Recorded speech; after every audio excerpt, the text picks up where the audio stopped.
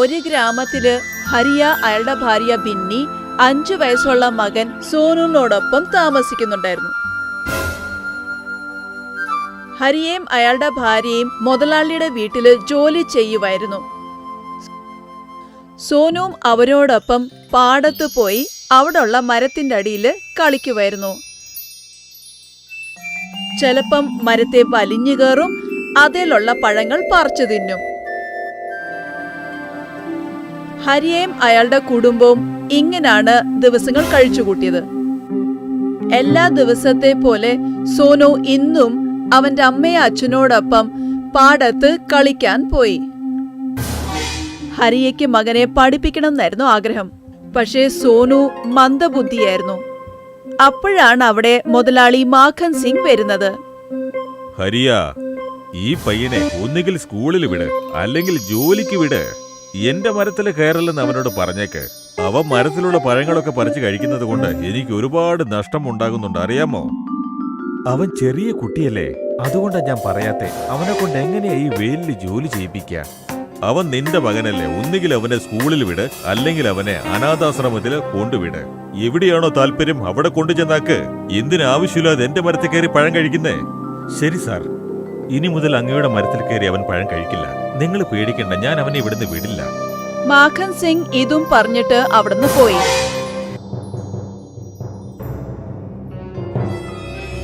എന്തു പറ്റി? മുഖത്ത് വിഷമം കാണുന്നുണ്ടല്ലോ. സോനുവിനെ സ്കൂളിൽ ചേർക്കാൻ പറ്റില്ലെന്ന് പറയുന്നു. വീട്ടിലും ഒറ്റയ്ക്കിരുത്തി പോകാൻ പറ്റില്ല. പാടത്ത് വെയിലത്ത് പണിയിപ്പിക്കാനും പറ്റില്ല. മുതലാളിയുടെ തോട്ടത്തിൽ വിടാനേ പറ്റുകയുള്ളൂ. ഇപ്പം അവിടെയും പോകാൻ പറ്റാത്ത അവസ്ഥയായി. നമ്മൾ ഇനി അവനെ എന്താ ചെയ്യുക? ഞാൻ വേണമെങ്കിൽ സ്കൂളിൽ പോയിട്ട് മാഡം ജിയുടെ അടുത്തൊന്ന് സംസാരിക്കട്ടെ. അവർക്കിനി നമ്മുടെ സോനുവിനെ പഠിപ്പിക്കാൻ പറ്റുമെങ്കിൽ. നീ എന്ത് ഭ്രാന്തായി പറയുന്നേ? നിനക്കെന്താ പറഞ്ഞ മനസ്സിലാവില്ലേ? ടീച്ചർ തന്നെ പറഞ്ഞതല്ലേ സോനു ഒരു മന്ദബുദ്ധിയാണെന്ന്. പിന്നെ അവരെങ്ങനെ അവന് പറഞ്ഞു കൊടുക്കുക? എന്നാ ശരി, നമുക്കാദ്യം പണിയെല്ലാം തീർക്കാം, അത് കഴിഞ്ഞിരുന്ന് ആലോചിക്കാം. രണ്ടുപേരും പാടത്ത് ജോലിയെടുക്കാൻ തുടങ്ങി. സോനു മാവേ കേറി അതേൽ ഊഞ്ഞാലാടി, എന്നിട്ട് പഴുത്ത മാങ്ങ കഴിക്കുന്നു. ഈ ശബ്ദം എവിടുന്നാ വരുന്നത്? ആരാണ് ഇവിടെ ഉള്ളത്? ഇത് ഞാനാ, മരമാ സംസാരിക്കുന്നേ. മാന്ത്രിക മരം, നീ ഇരിക്കുന്നത് എന്റെ ജില്ലയിലാണ്. ഈ മാമ്പഴം എല്ലാം നിനക്കുള്ളതാണ്. എന്താന്ന് വെച്ചാൽ നീ എന്റെ നല്ലൊരു സുഹൃത്താണ്.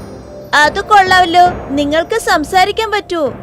ആ അതേ കൂട്ടുകാരാ, എനിക്ക് നന്നായി സംസാരിക്കാൻ കഴിയും. ഇനി മുതൽ നീ ദിവസവും ഇവിടെ വരണം, കേട്ടല്ലോ? സോനു മരവും സംസാരിച്ചിരുന്നപ്പോഴാണ് മുതലാളി മാഖൻ സിംഗ് അതുവഴി ഒരു പേപ്പറും വായിച്ചോണ്ട് നടന്നുപോയത്. ഇന്ത്യയിലേക്ക് വന്നെത്തിയിരിക്കുന്ന ഉരുളക്കിഴങ്ങ് മെഷീൻ. ഒരു വശത്തുകൂടി ഉരുളക്കിഴങ്ങിടുക, മറുവശത്തുകൂടി സ്വർണ്ണമെടുക്കുക. ആ ഇത് കൊള്ളാലോ. ഇത് ഉപയോഗിച്ച് എനിക്ക് പണക്കാരനാകാൻ സാധിക്കും. ഈ മെഷീൻ ആദ്യം തന്നെ ഞാൻ തന്നെ ആയിരിക്കണം വാങ്ങിക്കേണ്ടത്. എന്നിട്ട് എന്റെ പാടത്ത് മൊത്തം ഉരുളക്കിഴങ്ങ് കൃഷി എനിക്ക് ചെയ്യണം. പിന്നെ ഒരു മാസത്തിനുള്ളിൽ ഈ ഇന്ത്യയിലെ ഏറ്റവും വലിയ പണക്കാരൻ ഈ ഞാനായിരിക്കും.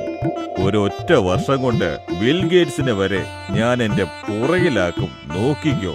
ആ കൊള്ളാം, ഞാൻ വലിയ പണക്കാരനാവാൻ പോവാ. എന്തൊക്കെ സംഭവിച്ചാലും ശരി, എനിക്ക് ആ മെഷീൻ വാങ്ങിയേ മതിയാവൂ. സോനു മുതലാളി പറഞ്ഞ എല്ലാ കാര്യം കേട്ടു. എന്നിട്ട് മുതലാളി പേപ്പറും വായിച്ചോണ്ട് വീട്ടിലേക്ക് തിരിച്ചു വന്നു. സോനു, നീ നിന്റെ പഠിത്തത്തിൽ ശ്രദ്ധിക്ക്. മുതലാളി ഇനി നിന്നെ പാടത്ത് കേറ്റണ്ടാന്ന് പറഞ്ഞു. എന്തുകൊണ്ട് കേറ്റില്ല? ആ മാവാണെങ്കിൽ എന്റെ കൂട്ടുകാരനാ. എന്നിട്ട് എന്റെ കൂട്ടുകാരൻ എന്നോട് പറഞ്ഞത് ഞാൻ അവനെ കാണാൻ എന്നും അവിടെ പോണെന്ന്. നീ ഇത് കേട്ടില്ലേ ബിന്നി? ഞാൻ അപ്പളേ പറഞ്ഞതല്ലേ നമ്മുടെ മോൻ മന്ദബുദ്ധിയാണെന്ന്.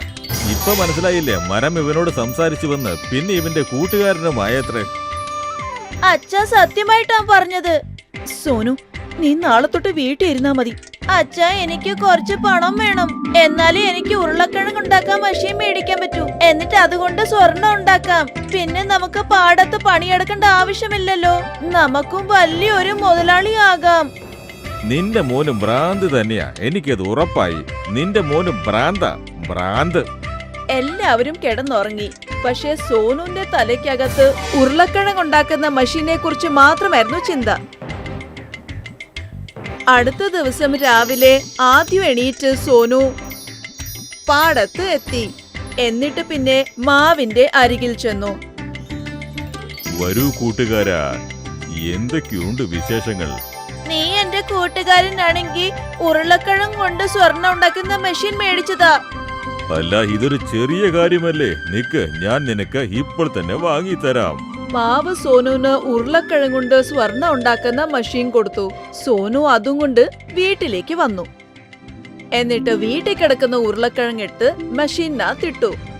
പക്ഷെ അവൻ കണ്ട് ഞെട്ടിപ്പോയി. കാരണം മെഷീനകത്തുനിന്ന് സ്വർണ്ണ ഉരുളക്കിഴങ്ങ് പുറത്തു വന്നു. ഇത് കണ്ട് അവൻ സന്തോഷം കൊണ്ട് തുള്ളിച്ചാടി. എന്നിട്ട് അമ്മയും അച്ഛനെയും വിളിപ്പിച്ചു. സോനുവിന്റെ ഈ വിജയം കണ്ട് അവരും ഒരുപാട് സന്തോഷിച്ചു.